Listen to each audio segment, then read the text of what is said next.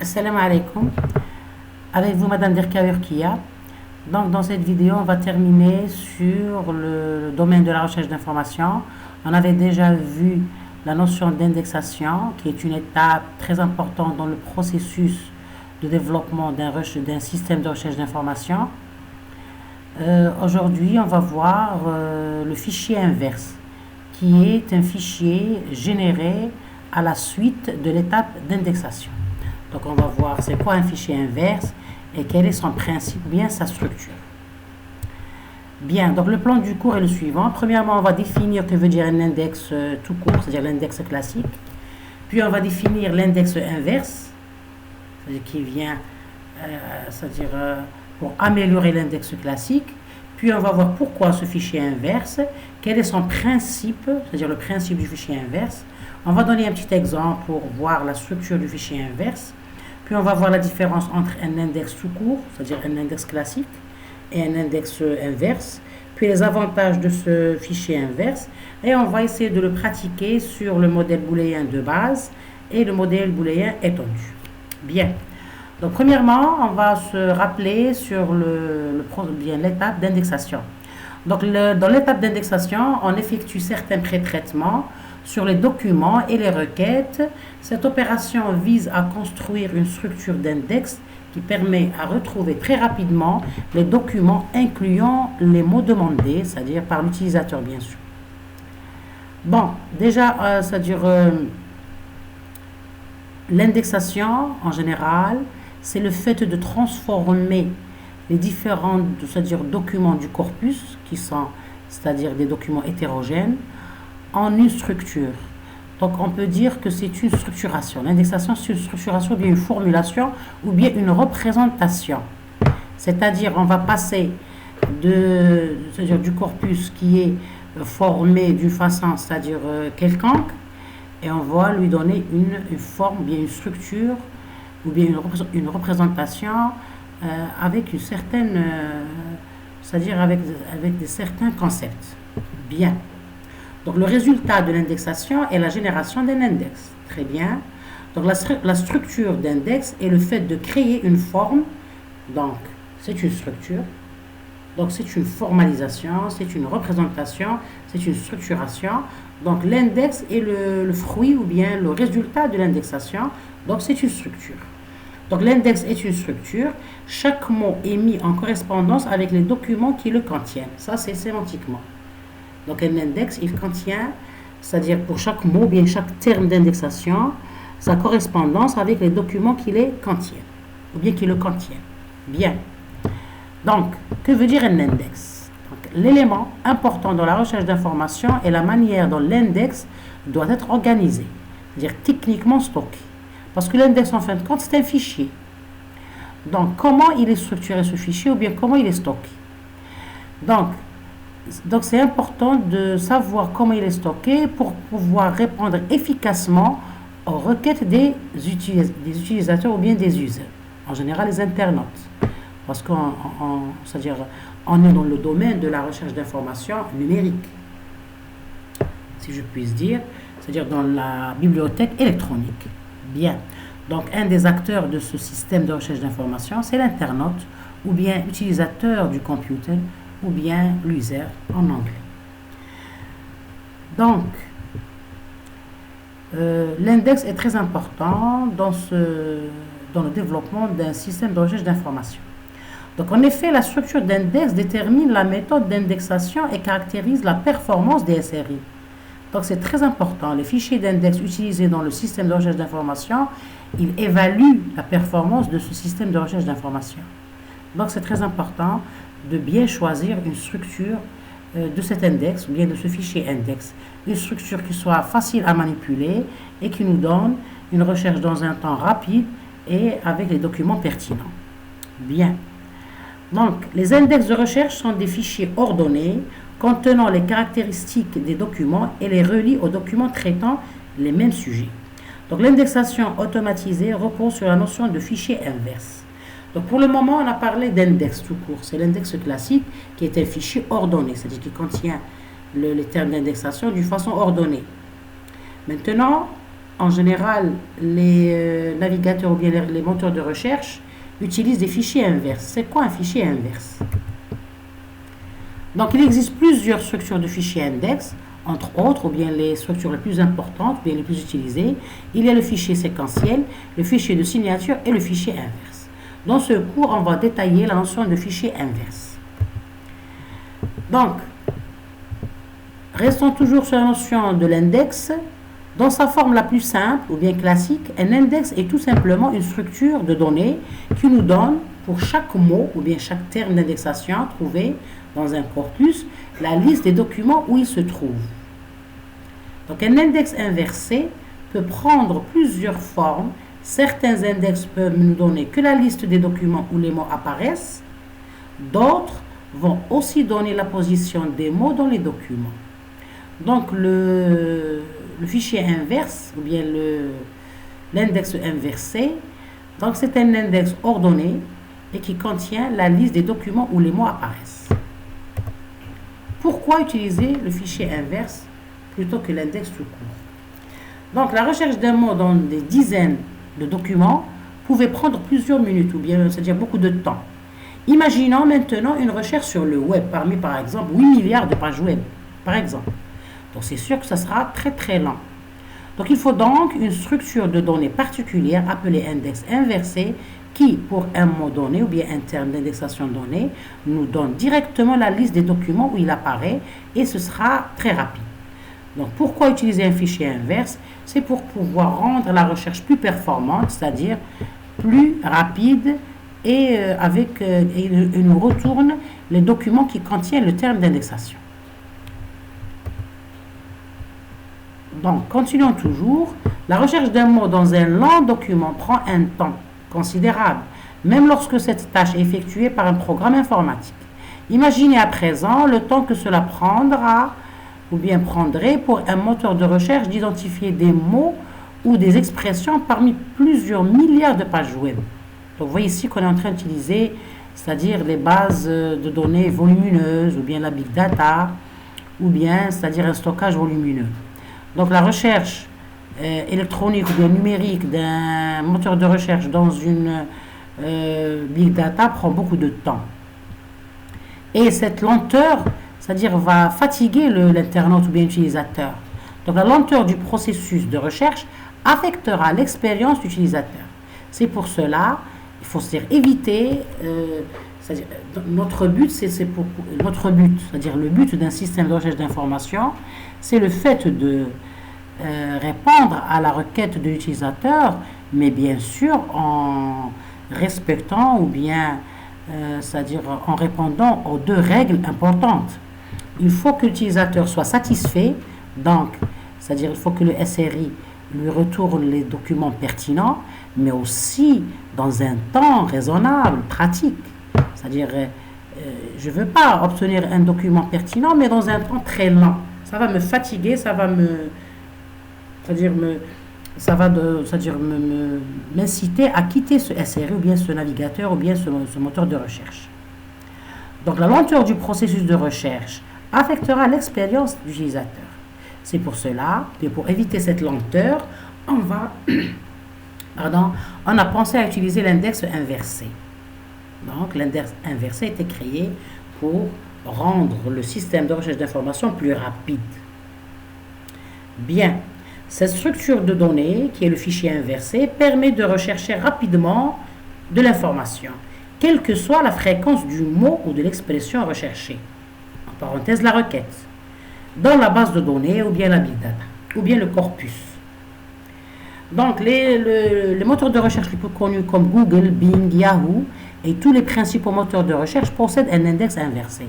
Donc, cette structure qui est le fichier inversé, c'est-à-dire l'index inversé ou bien le fichier inverse, plutôt ici, je corrige, plutôt dire fichier inverse, c'est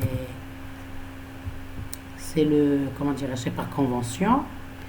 Donc, vaut mieux utiliser l'index inverse pour avoir, bien sûr, la réponse dans un temps rapide. Bien, c'est-à-dire la recherche du document est retournée dans un temps pratique ou bien raisonnable, ou bien, si je puis dire, qui est accepté par l'utilisateur. Donc les moteurs de recherche les plus connus comme Google, Bing, Yahoo et tous les principaux moteurs de recherche possèdent un index inversé. C'est pour ça que son étude elle est importante. Il faut savoir comment créer un système, bien quelle est la structure d'un index inversé ou bien d'un fichier inverse et comment le programmer, bien sûr. Donc il fait partie, c'est-à-dire de la programmation d'un système de recherche d'information, qui est un logiciel très demandé actuellement pour la cause de la présence de la bibliothèque électronique qui est utilisée par le grand public. Donc, cela me donne avant de terminer mes définitions,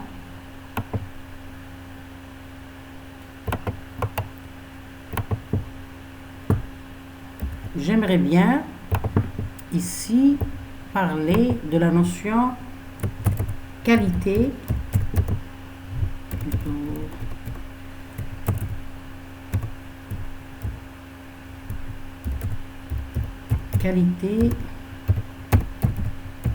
bon.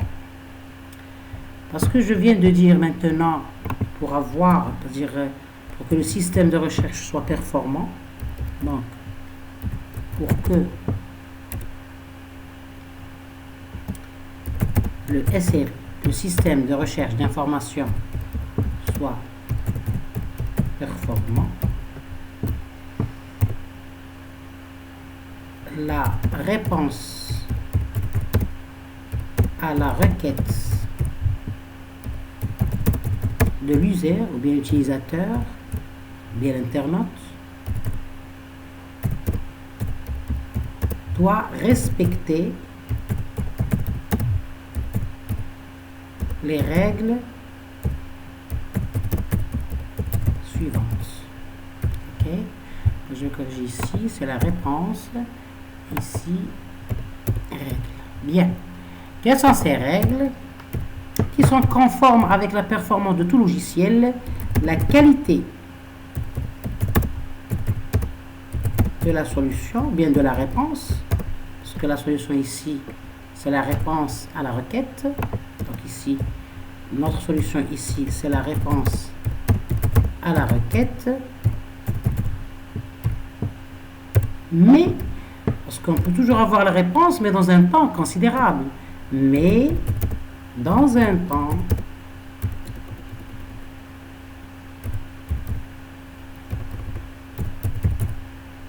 la deuxième règle, un temps raisonnable. Donc c'est relatif, le fait de dire raisonnable. Donc on dit raisonnable, bien pratique. L'essentiel, il doit, c'est-à-dire satisfaire l'attente de l'utilisateur. Donc, satisfaire l'attente de l'user. Ok, c'est important. Vous voyez? Donc, le fait de dire que, c'est-à-dire un SRI est performant, il faut que la réponse à la requête de l'utilisateur doit respecter les règles suivantes. Premièrement, la qualité de la solution. Donc, la réponse à la requête doit être donnée, c'est-à-dire de retourner les documents pertinents, mais dans un temps raisonnable. Donc, ça, c'est-à-dire il faut équilibrer la nature de la solution. Les documents pertinents, mais dans un temps raisonnable. Pratique. Donc, le fait de dire raisonnable, c'est relatif à l'attente de l'utilisateur. Donc, c'est l'essentiel, il faut que l'utilisateur soit satisfait. Très bien. Ça, c'est pour, c'est-à-dire dire pourquoi on a dit que le fichier inverse, c'est une structure qui est proposée ou bien créée pour rendre la recherche d'informations plus rapide. Ok? Bien. Donc, qu'est-ce qu'un index? On va récapituler. Donc, on a l'index, tout court, qui est la structure classique, et on a l'index inversé ou bien le fichier inversé. Donc, l'index d'un moteur de recherche ou bien d'un SRI désigne le système permettant au moteur de stocker les pages pour avoir une vision à un temps T du contenu du web. Donc, un index est donc une copie du web au sein de laquelle le moteur va effectuer des recherches. Donc, c'est une structure, c'est-à-dire plus comment dirais-je, plus représentative des pages web que le moteur de recherche va utiliser. Ici, on parle c'est-à-dire des navigateurs de recherche. Maintenant, qu'est-ce qu'un index inversé? Donc, en informatique, on parle d'index inversé lorsqu'un contenu est répertorié ou classé de manière à ce que l'on puisse obtenir pour chaque mot trouvé dans un ensemble de pages la liste complète des documents où il est présent. Donc, vous voyez ici c'est-à-dire le passage de l'index vers l'index inverse, bien inversé. Donc, pour l'index, le moteur de recherche c'est-à-dire l'index d'un moteur de recherche désigne le système permettant au moteur de stocker les pages pour avoir une vision à un temps T du contenu du web. C'est-à-dire l'index inversé, il va permettre de répertorier ce contenu classé de telle façon à récupérer les documents, la liste complète des documents où le terme est présent. Donc l'index inversé est basé sur le même principe que l'index terminologique qu'on trouve dans les ouvrages scientifiques et littéraires en complétant, c'est-à-dire en complément de la table de matière, le sommaire et les autres notions comme c'est-à-dire la liste des figures, la liste des tableaux, etc. Donc, c'est quoi un index terminologique qu'on trouve dans les livres? Par exemple, j'ai pris cet exemple-là. Donc, c'est un index qu'on trouve dans les documents, comme des livres, les ouvrages, les mémoires, les thèses, etc. Donc, vous voyez qu'à peu près l'index inverse, il a la même notion sémantique. Donc, on a ici les termes qui sont en abréviation ou bien termes complets. Et ici, c'est le numéro de page. Donc, dans l'index inversé d'un SRI, d'un système de recherche d'information, on trouvera, c'est-à-dire ici le document et la position où le terme se trouve dans le document. Vous voyez? Donc, à peu près, ici, c'est pour pouvoir, c'est-à-dire, comment dirais-je, rapprocher la notion d'index inversé avec une structure qu'on a l'habitude de voir et de traiter, qui est l'index dans les ouvrages ou bien les documents réels. Ok? Donc, l'index inversé est basé sur le même principe que l'index terminologique qu'on trouve dans les ouvrages scientifiques et littéraires en complément de la table de matière ou bien le sommaire. Donc, c'est ça. Ça, c'est l'index dans un ouvrage. Donc, on va voir maintenant la structure de l'index c'est-à-dire dans une série. Pardon. Donc, la structure d'un index dans un système de recherche d'information. Bien. Donc, vous voyez que je donne beaucoup de définitions parce que c'est une structure importante. On doit premièrement comprendre, c'est-à-dire la définition du concept, syntaxiquement et sémantiquement, pour pouvoir, c'est-à-dire avoir c'est-à-dire l'aptitude à l'implémenter ou bien le programmer, ou bien le créer. Bien. Donc, un index inversé permet à un moteur de recherche de répertorier les mots ou les expressions de l'index et de savoir dans quelle page web il se trouve. Donc, le contraire d'un index classique qui, lui, stocke et traite avant tout les données, c'est-à-dire que ce sont les pages web. Vous voyez? Donc, ici, c'est plus détaillé. L'index inversé, il est plus détaillé. Il répertorie la position, ou bien, dans le cas c'est-à-dire des pages web, l'URL de la page web où se trouve, c'est-à-dire le terme. Bien. Donc, un fichier inverse est un fichier organisé, donc ordonné, par ordre alphabétique de descripteurs. Ici, on dit descripteur ou bien on dit les termes d'indexation. Donc, vous voyez ici le fait de dire à ordre alphabétique, donc on peut dire qu'on est dans le cas de l'indexation, bien dans le traitement des documents textuels. OK? Donc, ça, c'est pour pouvoir être plus précis.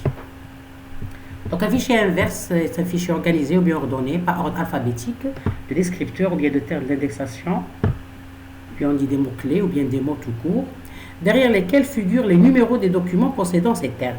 Ce fichier est inversé, c'est-à-dire pourquoi on a utilisé le mot inverse ou bien inversé. Donc, ce fichier est inversé par rapport au fichier direct ou principal, car il est lu en accès direct sur les mots-clés de la question. Donc, il n'y a pas la recherche séquentielle, c'est une recherche directe. On a le terme et on va donner le terme et les différents documents qui contiennent ce terme. Donc, ce fichier est inversé par rapport au fichier direct. Donc, on dit le mot inversé pour le différencier du fichier direct ou bien de l'index classique. Il est lu en accès direct sur les mots-clés de la question. Dans les systèmes d'index en texte intégral, les fichiers inverses sont des fichiers contenant les mots de texte classés alphabétiquement avec l'adresse précise de leur occurrence dans le texte.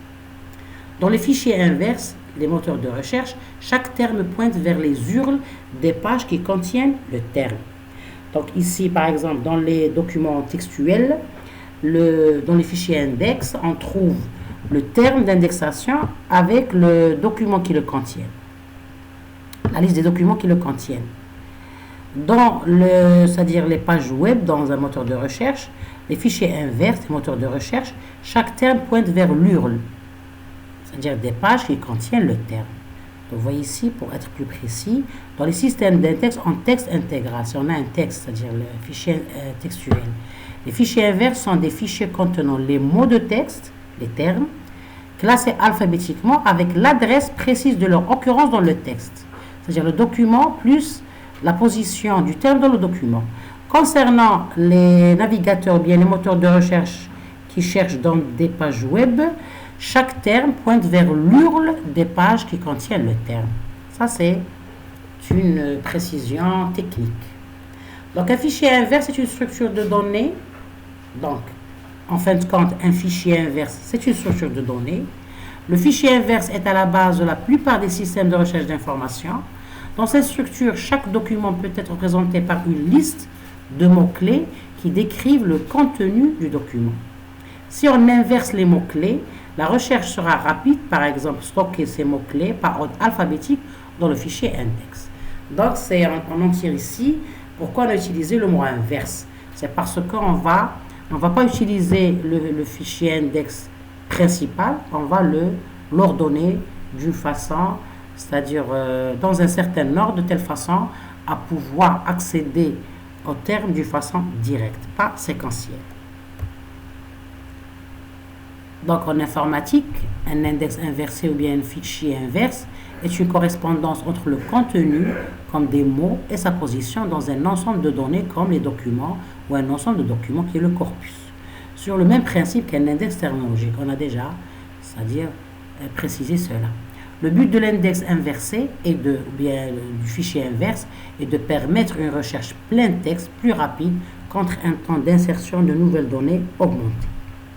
Donc, c'est une bonne structure pour gérer une big data. Donc, maintenant, on a l'index tout court, principal ou bien l'index classique, et l'index inversé. Donc, les moteurs de recherche sont tous au départ dépendants d'un index, qui est une collection des pages web, dans lesquelles ils stockent les pages c'est-à-dire du web à un instant T pour pouvoir faire la recherche. Cet index est complété par un système d'index inversé pour traiter le contenu des pages collectées et gagner en temps de traitement. Donc, on a au début l'index et l'index inversé, donc ils sont complémentaires. Donc, l'index, il contient la collection des pages web. L'index inversé, il va contenir, c'est-à-dire il va traiter le contenu des pages web, c'est-à-dire il y a la page web avec son URL et il y a le contenu de la page web. Donc, il va chercher dans le contenu de la page web. Donc, Google a indiqué que pour mettre en place cet index inversé, il est arrivé à identifier plus de 30 à 60 000 milliards d'URL, par exemple. Donc, ici, visuellement, on va voir la structure du fichier inverse et la différence entre un index classique, tout court. Donc, au début, on a le corpus qui est un ensemble de documents. Vous voyez, on a plusieurs documents. Par exemple, ici, on a 6 documents. Alors qu'en réalité, c'est-à-dire ça peut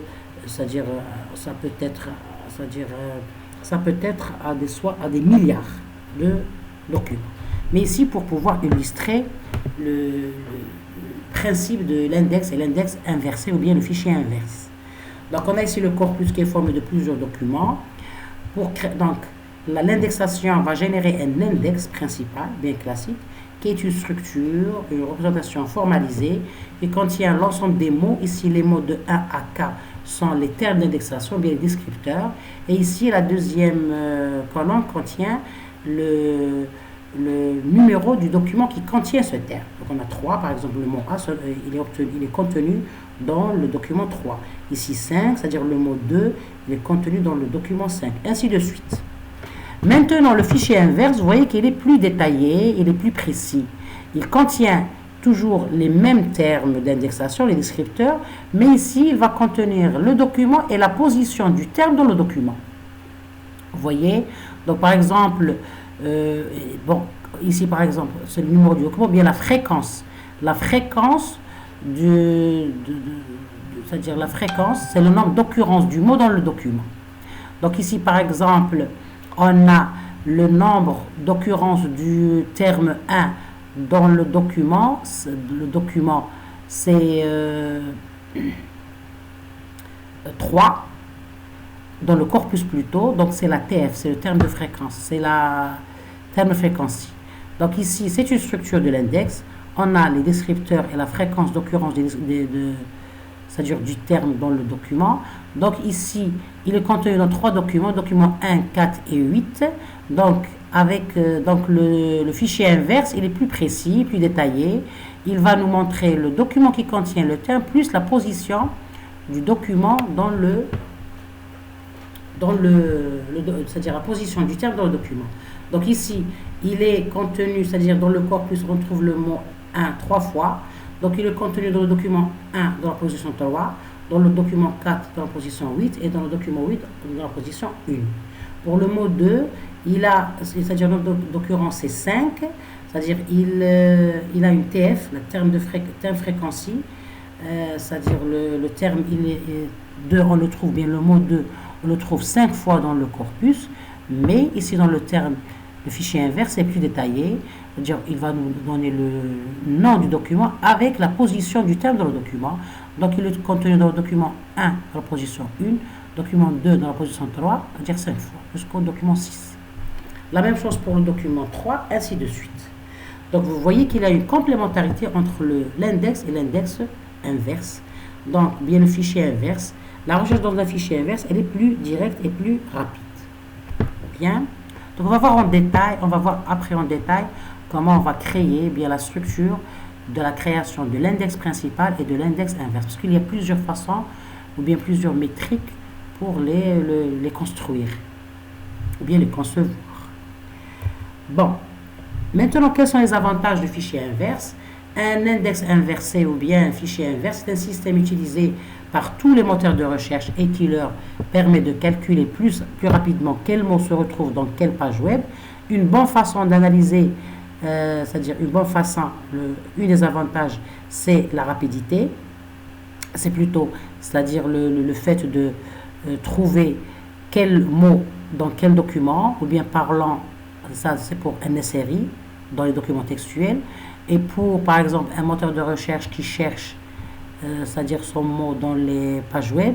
Donc c'est quelle page web qui contient, c'est-à-dire qui permet de calculer plus rapidement quel mot se trouve dans quelle page web. Ça, si on parle de page web, c'est-à-dire une recherche électronique et spécifiquement si c'est des documents textuels, donc quel mot se trouve dans le mot se trouve dans quel document. Donc une bonne façon d'analyser, parmi les avantages, c'est le fait que le fichier inverse ou bien l'index inversé est une bonne façon d'analyser plus fine la pertinence des documents traités. Et aussi, il y a la notion de rapidité. Un des avantages importants, c'est la notion de rapidité lors du traitement d'une requête, car c'est-à-dire il n'y a pas un traitement séquentiel des documents, c'est un traitement direct. On va donner un exemple du fichier inverse. Donc, par exemple, on a un corpus ici très petit, à titre d'exemple, qui est formé de deux documents, D1 et D2. D1, c'est un document textuel qui est formé de la phrase « La vie est belle ». D2 est un document qui contient les deux mots « belle, belle ». Belle avec majuscule et belle sans majuscule. Donc, un index inversé simple prendra la forme suivante. Donc, vous voyez ici déjà, on a déterminé, c'est-à-dire, on sous-entend ici une étape avant de construire l'index inversé, c'est comment dirais-je, la détermination des descripteurs, bien des termes d'indexation. Donc vous voyez qu'on a ici enlevé la majuscule L, on a enlevé la répétition, donc on a pris qu'une seule fois le mot belle, et on a enlevé la majuscule, L majuscule et B majuscule, pour considérer que la minuscule. Ça, c'est des étapes, bien des procédures qui sont utilisées dans l'étape d'indexation. On l'a déjà, c'est-à-dire bien expliqué dans des vidéos précédentes. La lemmatisation, la racialisation, le steaming, c'est plusieurs procédure qui va filtrer et déterminer les mots-clés ou bien les termes d'indexation importants. Donc ici, on a déterminé les termes d'indexation qui sont là, puis vie, le mot et le mot belle. Donc vous voyez que l'index inversé contient, ici c'est un index simple, non inversé normalement ici. Il contient que, donc ici c'est un index simple classique qui va prendre la forme suivante. Il contient le terme d'indexation avec la position, bien les documents qui contiennent ce terme. Donc LA se trouve dans le document D1, le mot vie se trouve dans le document D1, le mot et ou bien le terme et se trouve dans le document D1 et le terme belle se trouve dans le document D1 et D2. Ça c'est un index simple qu'on a c'est-à-dire récupéré ici. Ça c'est le terme index qui contient le terme et le numéro de document qui le contient. Maintenant, un index, ça c'est un index inversé normalement. L'index inversé, c'est-à-dire ça c'est un index simple. On peut dire que c'est un index inversé, le fait que contient le numéro du document. Bon, tout dépend des différentes structures pour déterminer les index. On va par la suite faire des exercices pour les différentes façons de déterminer l'index principal et l'index inversé. Maintenant, un index inversé, c'est un index qui contient plus de détails. Donc, pourquoi j'ai dit qu'on va faire ça en détail dans des exercices? Parce que ici, on a utilisé le numéro du document et dans la figure illustrative, on a utilisé la TF, c'est-à-dire la fréquence, bien le nombre d'occurrences du terme dans le document, dans le corpus. Donc, c'est toujours une structure classique, bien principale. L'index inversé va contenir plus de détails. Il va indiquer en plus la position des mots dans les documents. Donc, on a ici la structure d'un index inversé. On a les termes d'indexation avec le numéro du document plus la position du terme dans le document. Donc, le LA, c'est-à-dire là, elle se trouve dans la position 1 du document D1. Elle est au début de la phrase. OK? Par exemple, vie, c'est dans la position 2. Donc, on a la première position, deuxième position. Et elle se trouve dans la position 3 du terme D1. On va voir. Donc, position 1, 2, 3. Vous voyez? Et puis, belle, elle se trouve dans les deux documents. Donc, D1 dans la position 4, D2 dans la position 1 et D2 dans la position 2. Vous voyez? Donc, notons qu'à partir de cette dernière version, c'est-à-dire de l'index inversé, on peut reconstruire exactement le corpus initial. Donc, l'index inversé capture donc la totalité de l'information contenue dans le corpus. Et cette remarque est très importante. Ça montre la complétude d'un système de recherche d'information. Lorsqu'on recherche un terme, bien, on a une requête et on va, c'est-à-dire rechercher les termes de la requête dans un corpus, il faut considérer tous les documents du corpus, parce que si on va négliger quelques documents, ces documents peuvent être pertinents. Donc, c'est une incomplétude qui n'est pas, c'est-à-dire demandée.